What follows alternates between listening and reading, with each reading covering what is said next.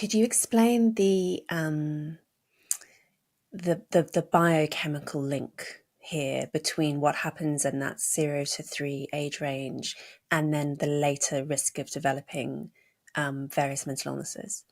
Well, there's lots of research to show that children who form secure attachment in the first 3 years, really in the first year, 20 years later still have that secure attachment and are more likely to be mentally healthy. Now, what does that mean to be mentally healthy, right? It means that you can regulate your emotions. It means you can deal with adversity. It means you can read social cues. It means you can get along in the world socially. And so all really important functions, also things like executive functioning, judgment, perception, these are all working memory, the ability to learn. So we know that we need our right brain for our left brain to function. So think of it like the socks before the shoes. You put your socks on before your shoes. Your socks is your right brain development before your cognitive development, which is your shoes, right? So we know that it's really important to have secure attachment for later on, right, as well as in the present. What we also know from the research is that children who are insecurely attached, who have been precociously, prematurely separated from their mothers, either put in daycare or their mothers are, I could say their mothers are also physically there, but not emotionally present. Maybe they're depressed, maybe they're distracted, maybe they're angry and resentful, maybe they're absent for other reasons, mentally absent. You have to be there physically and emotionally is the truth. There is no such thing as quality time. There's no such thing as being there emotionally when you're not there physically. I always say to parents, look, you can be there, you can be there physically and not be there emotionally, but you can't be there emotionally if you're not there physically. It's just a fact, But insecure attachment has been correlated with mental illness later on in these attachment studies. So a child who's insecurely attached at 12 months is going to be insecurely attached. 80% of them are like insecurely attached 20 years later. And so these are really longitudinal research studies we have, and many of them, to show that insecurely attached children are insecurely attached 20 years later, and it's correlated to things like depression, anxiety, ADHD, and borderline personality disorder.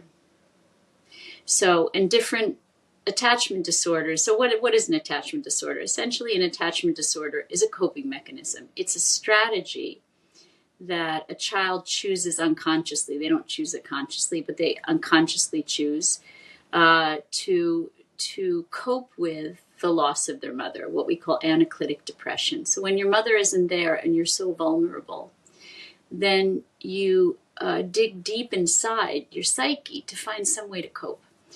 The children who do best are the children with the strategy. So avoidant attachment disorder and ambivalent attachment disorder. Avoidant meaning if a mother isn't present, drops her baby at daycare. When she goes to pick that baby up, the baby goes, I don't know you. I don't want to know you. You weren't there for me. And so I'm not going to, tune into you. I'm going to have to take care of myself. And that kind of strategy leads to depression, leads to disconnection, leads to the inability to form relationships later on. Erica, have you seen these TikTok videos? You just reminded me with this picking up the child from daycare thing. There's this minor trend of TikTok videos where parents joke about going to pick their child up from nursery, from daycare, and the daycare workers will be like, "Oh, she was a dream all day. She slept really well. She played really well. She was really well behaved."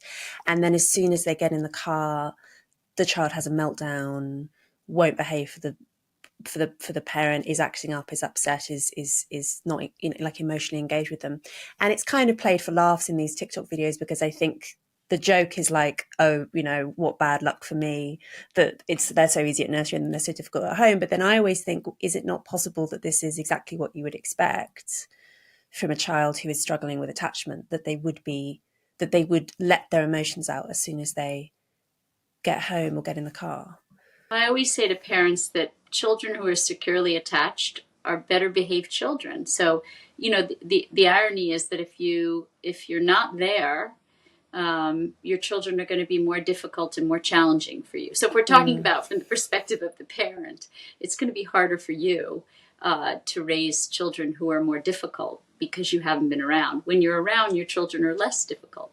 And then parents say to me, well, I'm around, but my son still has difficulties, or my daughter still. I say, well, if you weren't around, you can't even imagine how difficult they'd be. So, everything is intensity and degree. Maybe the fact that you're around means that it's mitigated some of that difficulty for that child. You may have a very sensitive child who's very sensitive to their environment, to stress. And so that child, by being there, there's research to show that when you provide a sensitive child with sensitive empathic nurturing, it neutralizes the expression of that sensitivity and the mental illness that is correlated to that sensitivity. So, yes, a child that goes to daycare is going to be much more difficult.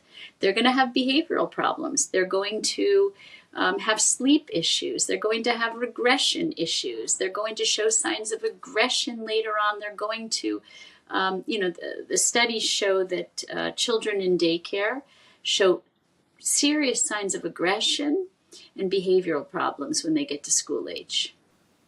And does that tend to persist into adulthood as well? Is there a cluster of symptoms that you would characteristics that you would expect to see in an adult who had been nudged in a negative direction, I suppose, by early experience of daycare?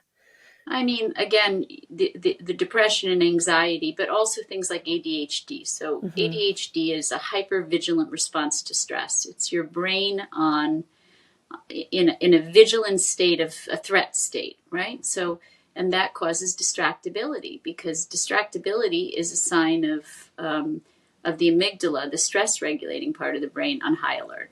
And so, ADHD, aggression, children in daycare have higher levels of salivary cortisol. So they test the children's, salivary levels of cortisol, the stress hormone, and they find them to be very high.